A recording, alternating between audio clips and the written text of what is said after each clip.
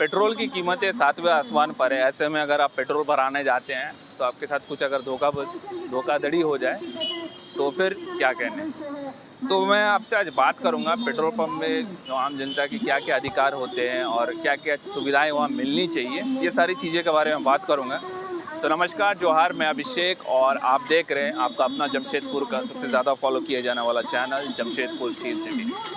तो सबसे पहले चीज़ बात करेंगे, जब भी हम पेट्रोल पंप पे जाते हैं जो मिलावट, एक दिमाग में संदेह होता है कि भैया ये फलाना जो पेट्रोल ले रहे हैं इसमें कुछ तरह का मिलावट है या नहीं है।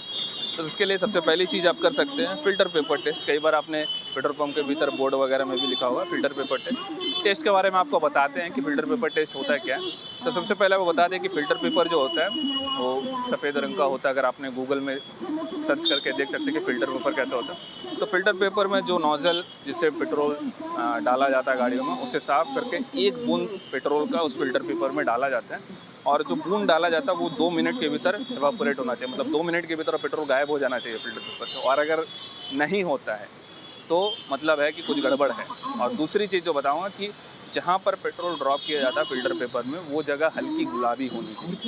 तो ये दोनों चीज़ें अगर नहीं होती है मतलब पेट्रोल में किसी तरह का मिलावट होने का चांस है।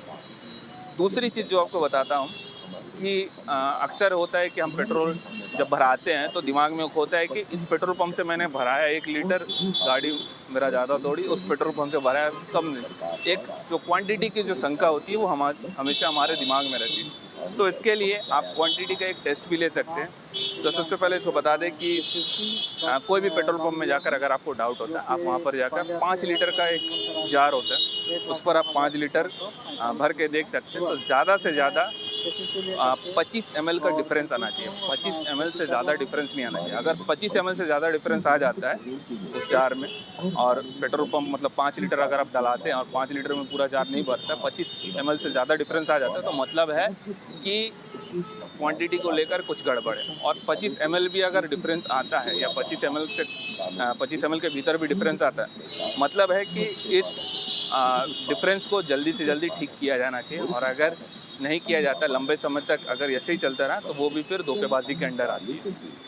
तीसरी चीज़, आप जब भी पेट्रोल भराते हैं तो जब भी जो डिस्प्ले पर देखेंगे डेंसिटी लिखी रहती है। डेंसिटी बहुत ज़रूरी चीज़ है। और डेंसिटी अगर आपको चेक करना है, डेंसिटी चेक करने के लिए एक जार होता है जो 500 ml का होता है, उसे उसका 3/4 हिस्सा भरा जाता है। और उसके बाद एक डिवाइस होती है जो कि American society for material testing की तरफ से एक डिवाइस होती है, उसे फिर मेज़र किया जाता है, जिस पर आपको जो पेट्रोल का टेम्परेचर है और पेट्रोल का वॉल्यूम, पेट्रोल या डीजल दोनों का वॉल्यूम उस पर शो करेगा। और फिर उनके पास एक रजिस्टर होता है, वो जो वैल्यू आती है और वो जो रजिस्टर में जो वैल्यू रहती है, दोनों मैच करनी चाहिए। अगर नहीं करती है दैट मीन्स अगेन कुछ गड़बड़ है, वो दोनों वैल्यू टैली करनी चाहिए। चौथी चीज़ जो मैं बताऊंगा कि जब भी हम पेट्रोल खरीदते हैं, जब भी कोई चीज़ हम ट्रांजैक्शन करते हैं, तो एक ज़रूरी चीज़ होता है, वो होता है रिसिप्ट, जिसे हम कैश मेमो और इनवॉइस भी कहते हैं। और हम बहुत बार क्या करते हैं, पेट्रोल खरीदते हैं, हड़बड़ी में हम पेट्रोल लेना, मेमो लेना या फिर इनवॉइस लेना हम भूल जाते हैं। ऐसे में क्या होता है, मैं बताता हूँ कि क्यों ज़रूरी। क्योंकि अगर मान लीजिए कभी आप पेट्रोल भराने का और बाद में आपको लगता है कि फ़लाने पेट्रोल पंप ने मेरे साथ कुछ चीटिंग की है, कुछ मेरे साथ गलत किया है, तो आपके पास वो एविडेंस रहता है और इनवॉइस में कॉन्टैक्ट नंबर वगैरह सभी चीज़ें रहती है कि आप आगे जाकर क्लेम कर सकते हो कि हाँ भैया मैंने आपसे ख़रीदा था और मेरे साथ ये चीज़ हुआ है। वो एक एविडेंस रहता है। तो ये तो सारी चीज़ें होगी कि अभी अधिकार के बारे में बात की। अभी कुछ आपके साथ गलत हो तो आप शिकायत कहाँ करें? तो सबसे पहले आप पेट्रोल पंप पर आप शिकायत कर सकते हैं। तो अगर आपकी शिकायत फलाने पेट्रोल पंप पर या फिर उस पर्टिकुलर पेट्रोल पंप की जो कंपनी है उसके द्वारा अगर सुलझाई नहीं जाती है, तो आप केंद्रीय लोक शिकायत एवं सूचना प्रणाली पर इसकी शिकायत कर सकते हैं। और मैं आपको बता दूं कि ज़्यादा इन्फॉर्मेशन आपको गूगल में मिल जाएगा। अब बताते हैं कि अगर आप शिकायत करते हैं तो उसके बाद क्या होता है। तो उसके बाद जो प्राकृतिक गैस एवं पेट्रोलियम मंत्रालय के द्वारा एक नोडल अफसर को नियुक्त किया जाता है, जो कि इस मामले को देखती है। और बहुत बार आपने सुना भी होगा कि फलाना पेट्रोल पंप सीज हो गया या फिर उसे बंद कराया गया, तो इसके पीछे यही सारी रीज़न होती है कि कुछ ना कुछ वहाँ पर गलत चीज़ें चल रही थी, इसके कारण उसे बंद कराया गया। अब तो ये सारी बातें होगी, अब मैं आपसे शेयर करूँगा कि पेट्रोल पंप में क्या क्या सर्विसेज आपको मिलनी चाहिए, क्या क्या चीज़ें आम लोगों का अधिकार है वो।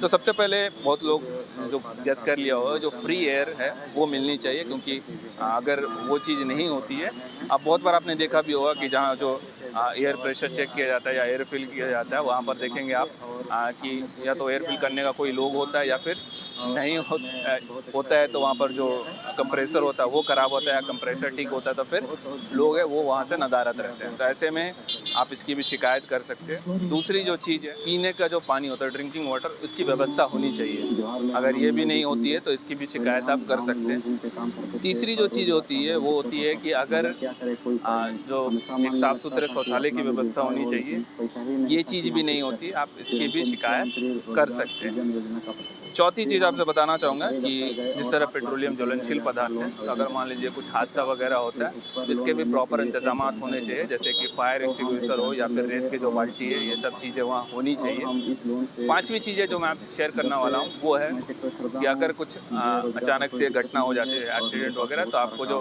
फर्स्ट एड है वो पेट्रोल पंप पर मिलना चाहिए, उसकी भी व्यवस्था होनी चाहिए। अगर वो भी नहीं होती है तो आप इसकी भी शिकायत कर सकते हैं। अगली चीज़ जो मैं बताने वाला हूँ कि जो पेट्रोल की जो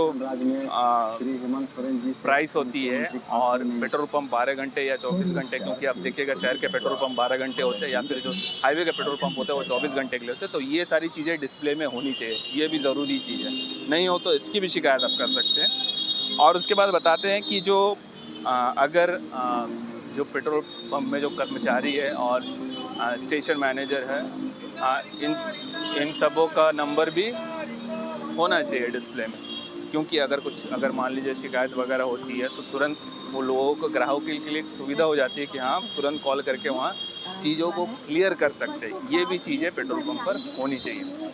तो ये हमने जो छोटी सी वीडियो बनाई है, एक लोगों को, जितने भी जमशेदपुर के लोग हैं, इनके लिए एजुकेट करने के लिए, क्योंकि बहुत बार हमें हमारे राइट्स के बारे में पता नहीं होता है और हम फिर ठगी का शिकार हो जाते हैं। तो नीचे कमेंट सेक्शन में आपसे जानना चाहेंगे कि क्या कभी आपके साथ ऐसा कुछ हुआ है जहाँ आपको लगा कि आपके साथ कुछ गलत हुआ है। नीचे शेयर करना ना भूलें, और इस वीडियो में जितनी भी चीज़ें मैंने बताई है एक बार क्रॉस चेक ज़रूर कर ले गूगल से, क्योंकि हमने अपनी तरफ से जानकारी जो है पूरी सही जुटाने की कोशिश की है, लेकिन फिर भी एक क्रॉस चेक करना गूगल से ना भूलें। और जो चीज़ें हैं कि अगर फ्यूचर में आपके साथ लगता है कि मैंने जिन पॉइंट्स पर बात की, इन सब चीज़ों पर कभी अगर कुछ चीज़ें आपके साथ गलत होती है, आपको पता है कि आगे का चीज़ आपको करना क्या है।